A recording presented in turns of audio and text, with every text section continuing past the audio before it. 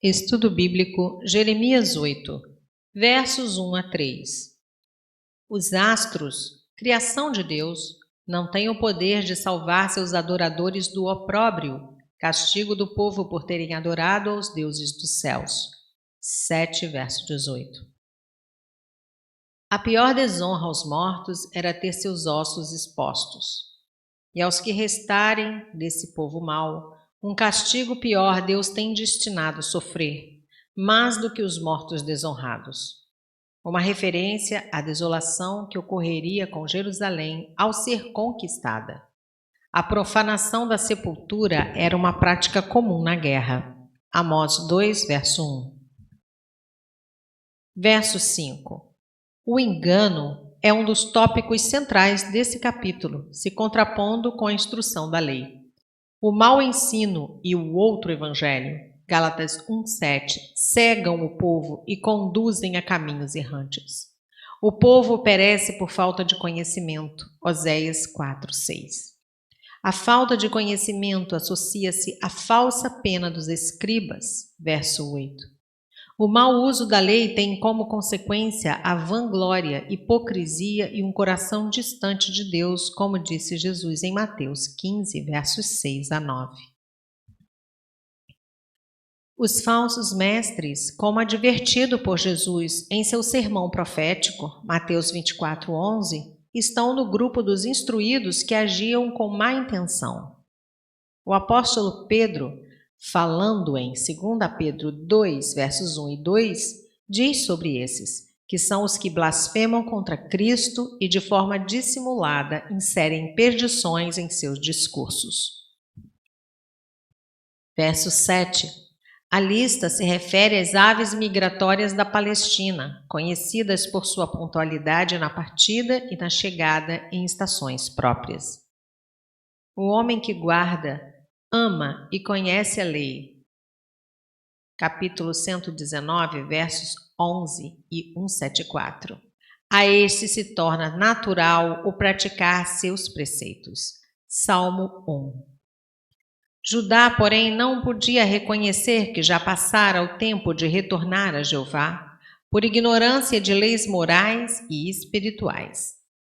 O inverno da ira do Senhor se aproximava sobre Judá, e seus instintos estavam cegos em seus próprios caminhos de engano. Verso 8. Lei. Hebraico, Torá. Literalmente, apontar direção. A palavra Torá ainda se refere à orientação e à instrução divina ou humana. A ideia é conduzir o aluno ao alvo. Escribas são uma classe de homens que se devotavam ao estudo e ao desenvolvimento da lei, nesse caso, falsificando-a. O erro é um deslize, um resvalo. Diferentemente, a falsidade, dissimulação, pretende ser outra coisa, como a figueira mentirosa de Marcos 11, versos 12 a 14, que aparentava dar frutos.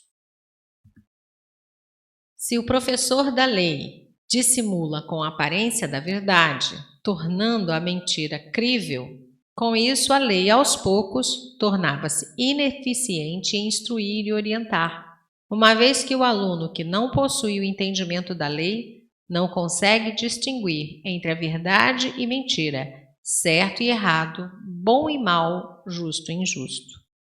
Ai do que acrescentar ou tirar palavras a este livro. Apocalipse 22, versos 18 e 19. Versos 9 a 12.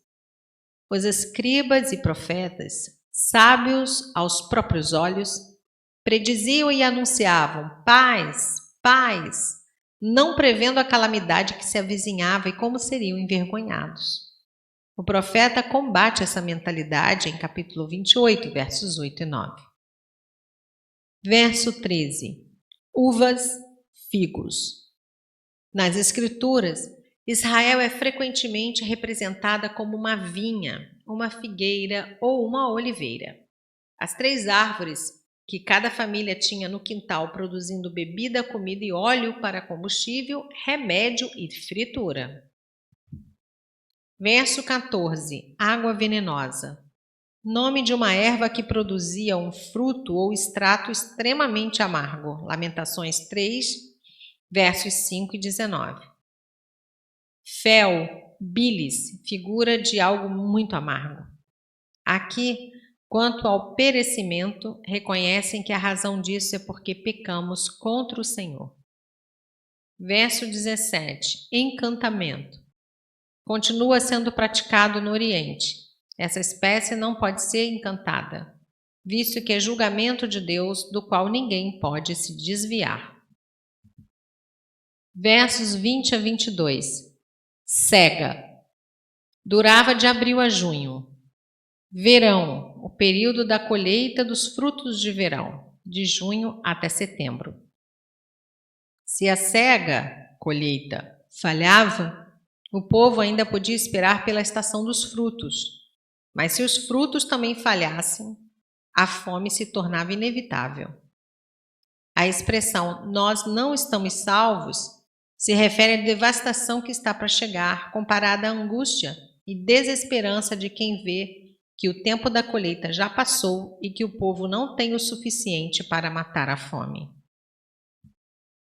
Jeremias então identifica-se com o sofrimento de seu povo, verso 21. Está quebrantado, ou seja, mentalmente derrotado, prostrado pela tristeza. É como um homem que chora, pois viu uma condenação tão acentuada que não havia remédio capaz de aliviar a dor. Gileade, verso 22. Era uma serra montanhosa ao oriente do Jordão, famosa por seus médicos e seu bálsamo, uma resina usada medicinalmente que se tornou um produto de exportação. Nota: o 8º capítulo nos ensina que converter-nos e buscar a Deus é o nosso culto racional. Romanos 12, versos 1 e 2. A única maneira de viver digna de um ser humano. É tão natural como um homem tropeçar e levantar-se, como um viajante se conservar perto da estrada, como um simples pássaro migrar segundo as estações. Versos 1 a 7. É tão lógico que só um falso pastor, um teólogo inimigo da palavra de Deus, verso 8, poderia persuadir o povo de que a paz com Deus se obtém superficialmente, verso 11, sem a plenitude da conversão.